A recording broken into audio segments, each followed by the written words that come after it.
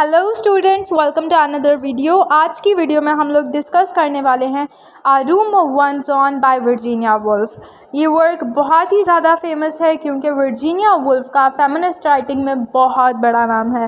सबसे पहले हम वर्जीनिया वुल्फ का इंट्रोडक्शन देख लेते हैं। उनकी डेट ऑफ बर्थ है 1882 और उनकी डेट ऑफ डेथ है 1941 और इनने अपनी लाइफ के एंड पे सुसाइड किया था और ये अपने नॉवेल्स की वजह से सबसे ज़्यादा फेमस हैं। ये एक मॉडर्निस्ट ऑथर मानी जाती हैं। अगर हम इनके लिटरेरी डिवाइस की बात करें तो वो इनने यूज़ की हुई है स्ट्रीम ऑफ कॉन्शियसनेस अपने हर वर्क में ही। ज़्यादातर ये स्ट्रीम ऑफ कॉन्शियसनेस में ही लिखती थी।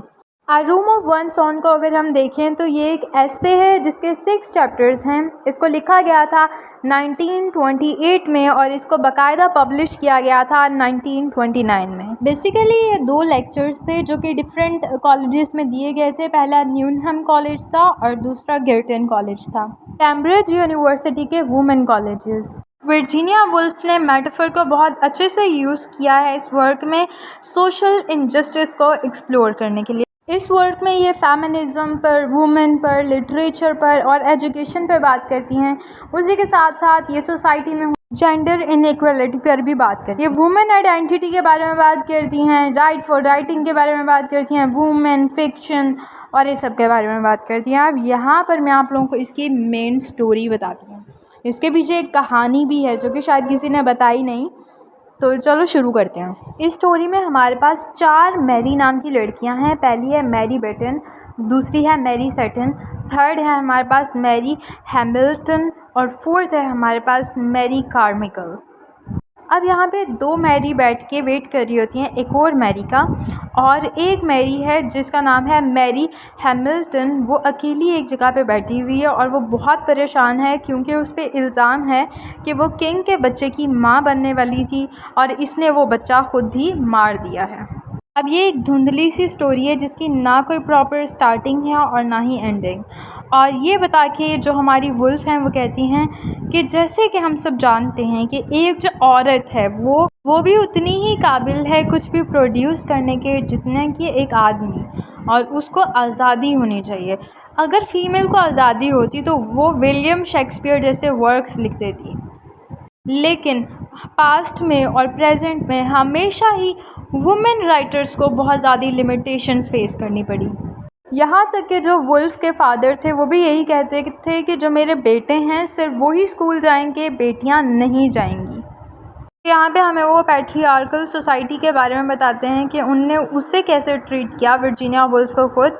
यहाँ पे वर्जीनिया वुल्फ कहती हैं कि वो कहती हैं औरतों ने कहीं भी कुछ नहीं लिखा।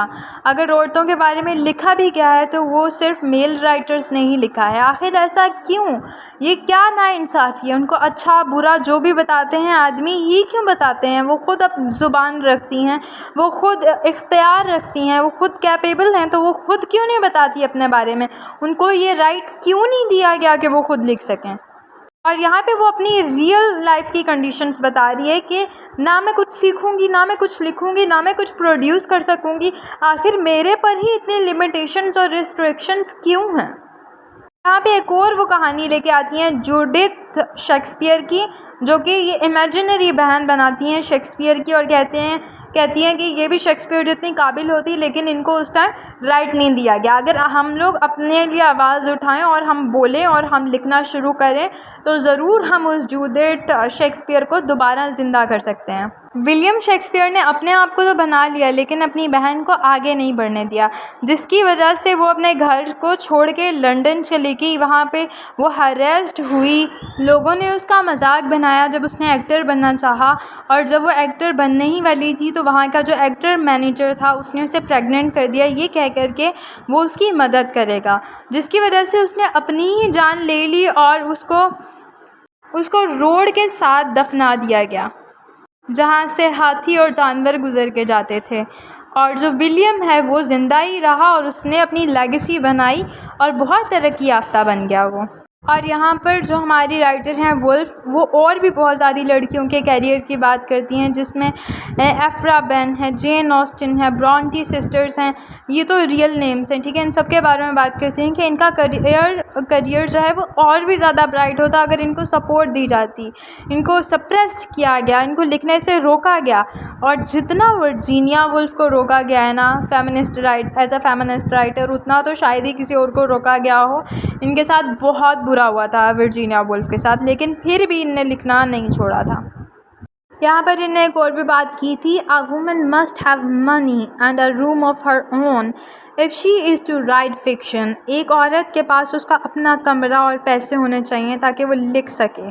और यहाँ पे एक और बात भी उनने कही कि जब एक औरत जो है ना, जब वो सोचना शुरू करती है तो उसके पास एक गार्ड आ जाता है, यानी कि जो सोसाइटी आ जाती है, और वो उस पर ऐसे ऐसे रूल्स इन्फोर्स करती है जिसकी वजह से वो वुमेन जो खुली घास है वहाँ तक भी वो वॉक नहीं कर सकती, खुली घास पे भी वो नहीं चल सकती, जिसकी वजह से सारे आइडियाज़ ख़त्म हो जाते हैं उसको इतना ज़्यादा फोर्स किया जाता है कि उसकी ज़िंदगी में कुछ नहीं बचता, बजाय इसके कि उन सब चीज़ों से वो जान छुड़ा सके। वो फ़िक्शन नहीं सोच सकती, ना लिख सकती है। तो इस वर्क को बहुत ही ज़्यादा क्रिटिसाइज़ किया गया था, और कुछ राइटर्स ने जिन्हें क्रिटिसाइज़ किया था उन्होंने कहा वो देखो वो ब्लैक वुमन थी, उसने भी लिखा, उसके पास तो इतना बर्डन था, इतना सब कुछ था, लेकिन फिर भी उसने कमाल का फ़िक्शन लिखा। तो बहुत ज़्यादा लोग वर्जीनिया के इस वर्क से एग्री नहीं थे, लेकिन फिर भी वर्जीनिया वुल्फ ने अपना बहुत ही कमाल का वर्क दिया। चैनल को सब्सक्राइब करो, वीडियो को लाइक करो। Thank you so much for watching this video.